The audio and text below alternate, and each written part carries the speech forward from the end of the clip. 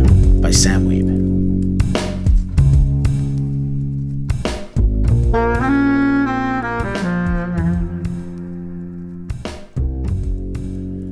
He asked her why she wanted his side of things, him being a reformed junkie, somewhat reformed alcoholic, and convicted wife killer.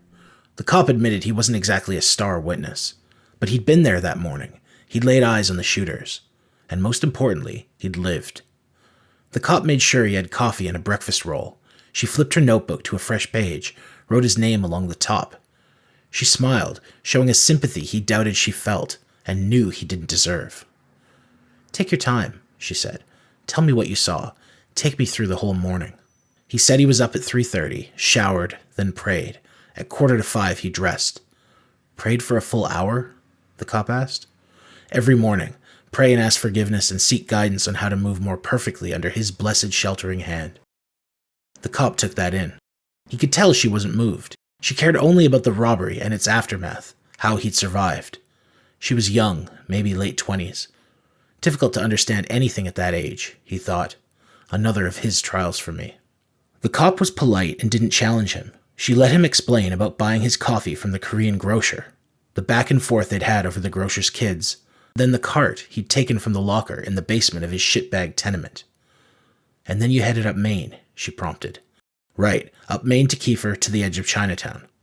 Not a rich area, but heavy foot traffic, lots of commuters, a spot he'd had to fight for with the other vendors. He'd been in place on his corner around 5:10, the sun just emerging, a dry summer day.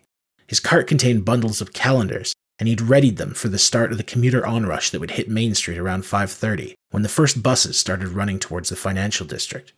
The calendars were a strategy to mobilize the city's indigent, reward their creativity by featuring their photos, plus allow them to sell them and pocket the cash. The idea was to spread a hopeful image of the city, counter its perceived indifference. Vancouver, the place that cares. The corner, where he usually set up, skirted a 4-story office building with a black glass front. Asian-owned, a few pagoda-like features in the sweeping design of its awnings. He'd waved to the receptionist, an older lady, Malay or Cambodian. Nice. She'd glared at him the first few months he'd set up outside, but eventually she'd warmed to him, seeing his work ethic. She'd actually brought him tea a few times. Shitty tea, but still. "And then the van," the cop said, steering him. "How long were you in place before you saw the van?" "Maybe 10 minutes? So 5:20, about when it started." He'd seen the van circle the block when he'd first arrived, a matte black Econoline that belched gray clouds of exhaust. Noted the 2 men on the front bench, noted the blacked-out side windows. Didn't get much of a look at the driver or passenger. "You remember how they were dressed?" "They wore sunglasses, I remember that. Canucks hat on the one driving, old school black and orange. The other was bearded. Think he had a shaved head." He saw the van crawl up Kiefer and make another right. 10 minutes went by. Then it reappeared, stopped by the entrance to the building. The side door slid open and 2 men piled out. Both were carrying rifles, one with a hockey bag slung across his chest. "Describe them," the cop said. "White guys, I think, dressed in black, had masks on, black with the cutout eyes. Balaclavas." "Right. They might have had shotguns. I don't really know my weapons, didn't see them all that close." "The driver and passenger?" "Stayed in the van, I think." "And then what happened?" "They stormed the building's front entrance, and that was really all he saw. He heard what came after. Couldn't stop hearing it 3 days removed. The silence, 1 minute bleeding into the next, then the first ripple of gunfire, soft from inside, the door opening, the screams, the shots through the glass, the weird horse-like whinny of the receptionist as she was shot through the lungs, the unmuffled, deliberate roar of the final shots into the onlookers up the street, the squeals and exclamations as the commuters fell, then the snarl as the van raced up the block, its engine noise fading to silence.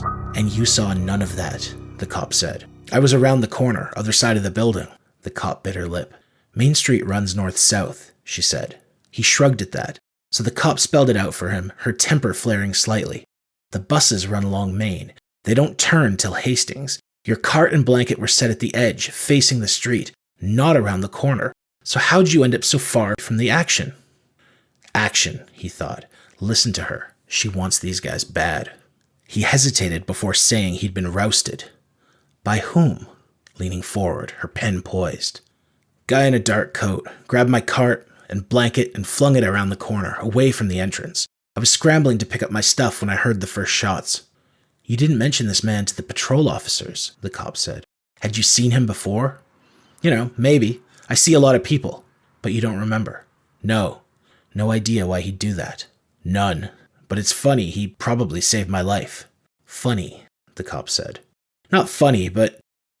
He tried to find the words, but ultimately gave up. She wouldn't understand. She'd chalk it up to, well, not to Providence.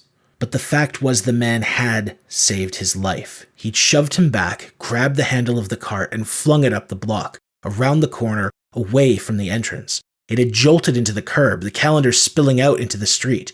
He'd sworn at the man and stooped to rescue his merchandise from the gasoline rainbowed puddles that ran along the gutters.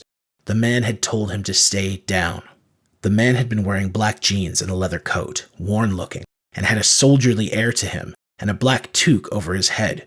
When he'd said to get down, the man had his own hands up, rolling the toque down over his face, fitting his eyes into the hand-torn holes.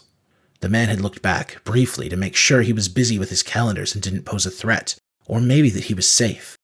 The man pulled a pistol from his jacket, then turned the corner to join the others. A few minutes later came the first shots. The cop pressed him for details. What did the man look like? He said he couldn't remember. Sure you didn't recognize him? The cop said. Nothing else you can tell me? He could tell her what it felt like to get your load on, to come home to your wife nagging at you again, to be pushed and pushed till you find your hands around her throat, to stagger out of your trailer and sit on the curb, blood on your face, her broken fingernail still embedded in your cheek, to spend more than a decade locked up in Kent, then to be let out at 53 years old, to return to your ways, and then to finally hear his call. And then one day, to have your life saved by a man you didn't know, who'd gone on to kill 8 others, to hate that you of all people had been saved, to know you're unworthy, and yet to recognize his hand in it, and be grateful all the same. I wasn't involved, he said, looking at the gray remains of his coffee. Far as I know, neither was the man. Didn't see anything else? I was face down with my calendars on the concrete. The cop wrote it down, thanked him. On their way out of the station, the cop passed a husband and wife, told them she'd be just another minute. He looked at them. Relatives of one of the victims, parents probably. That same look of grief he'd seen from his in-laws, from across the courtroom, 20-odd years ago. He left the station, walking down Canby towards the bridge. As he passed over it, he wondered what time it was, and if maybe it wasn't too early for a drink.